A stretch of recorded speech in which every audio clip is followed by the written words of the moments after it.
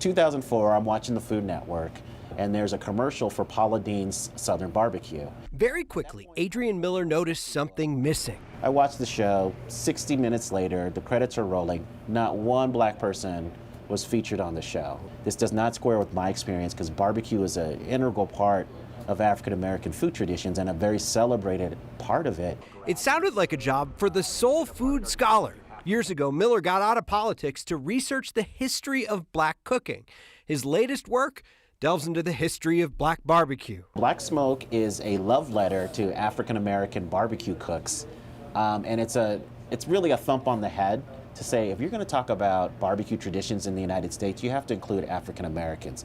Going all the way back to slavery. From A to Z, that was usually enslaved African Americans, because the hosts of the barbecue wanted all of this work done and didn't want to compensate the workers. Miller says barbecues of old were hard, hot, long jobs that rich white folks didn't want to do. By the time you get to the mid-19th century, blackness and barbecue are wedded. It's only towards the turn of the 20th century that you start to see more and more white men getting involved in barbecue. But still, most of those white men who were celebrated had an all-black labor force. Then in the last few decades, barbecue transformed again into the craft industry you see today, dominated by a lot of white faces. So for years, when black people dominated it, it was seen as working class food.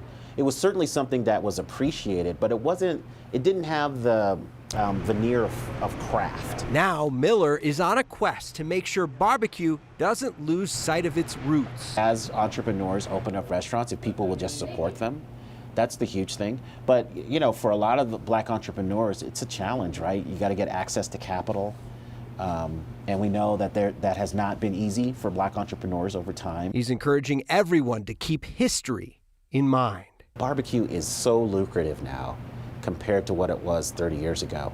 I want that wealth to be shared and that love to be spread. In Denver, Steve Staeger, 9 News.